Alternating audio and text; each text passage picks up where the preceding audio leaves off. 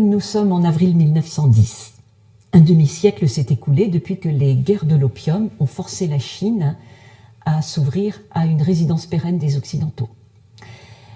La France est alors présente dans tout l'Empire du Milieu à travers une légation et un solide réseau de plus d'une quinzaine de consulats.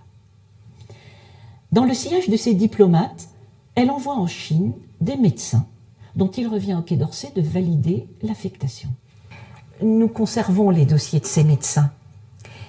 Et dans l'un d'eux, ce n'est pas sans émotion que l'on peut découvrir une lettre que nous devons à une personnalité sensible et attachante qui a laissé son nom plus dans l'histoire littéraire que dans celle de la médecine. Je veux parler de Victor Ségalen, dont nous lisons la signature au bas de ces 4 feuillets translucides couverts d'une écriture brune, que le poète a envoyé de Pékin le 20 avril à Philippe Berthelot, futur secrétaire général du Quai d'Orsay, avec lequel il partage la même fascination pour la Chine. Né à Brest en 1878, Ségalen a tôt répondu à l'appel du large en choisissant la carrière de médecin de marine. À l'issue d'un premier engagement en Polynésie, il ressent intimement l'attraction de la civilisation chinoise et de ses 4000 ans d'histoire. Il va s'efforcer de l'appréhender par l'étude de la langue et de la littérature classique. Il devient un sinologue érudit en quelques années, un rêveur en quête d'absolu, mais aussi en proie à la neurasthénie. Mais c'est surtout un homme d'action, un explorateur d'une infatigable curiosité que son métier a rendu proche des populations rencontrées. Ses expéditions sont autant de voyages initiatiques où il s'efforce de déchiffrer un monde qui reste à cette époque empreint de mystère, de magie, entre effroi et fascination.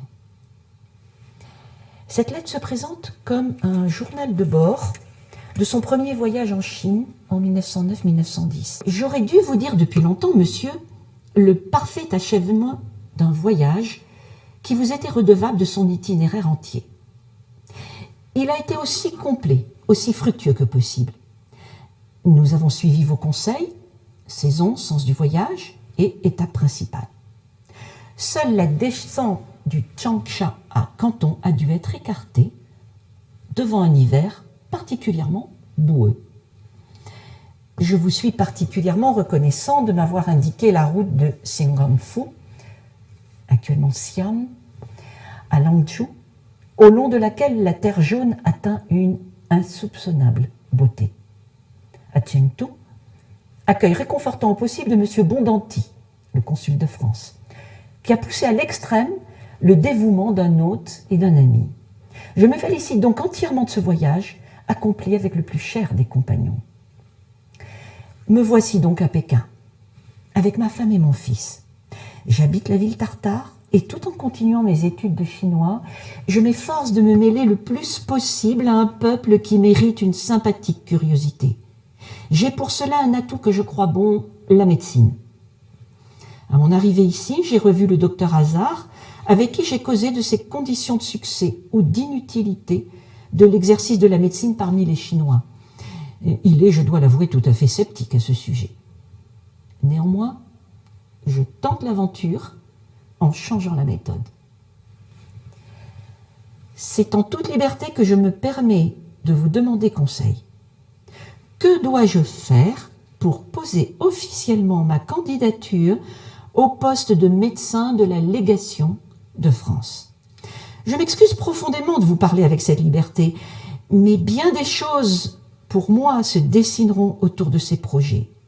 Je me garderai pourtant d'invoquer à cet endroit des travaux purement personnels et qui me sont, vous le savez, très chers. Je tente un essai sur le personnage étonnant de Guangxu, qui fut l'empereur de Chine, fils de Tsui. Je sépare néanmoins entièrement cela de toute question de service proprement dit. Je vous prie de bien vouloir accepter, monsieur, l'expression de mes respectueux et tout dévoués sentiments. La recommandation de Philippe Berthelot fera son effet. Ségalen sera engagé en 1911, mais à l'école de médecine de Tientsin. Son roman René Leyss, directement inspiré de son séjour à Pékin, paraîtra à titre posthume en 1922. Sa biographie de l'empereur Guangxu paraîtra en 1975 sous le titre « Le Fils du ciel, chronique des jours souverains ». Victor Ségalen est mort à 41 ans le 21 mai 1919 dans des circonstances non élucidées, après avoir été retrouvé inanimé dans une forêt proche de Walgott, son lieu de naissance.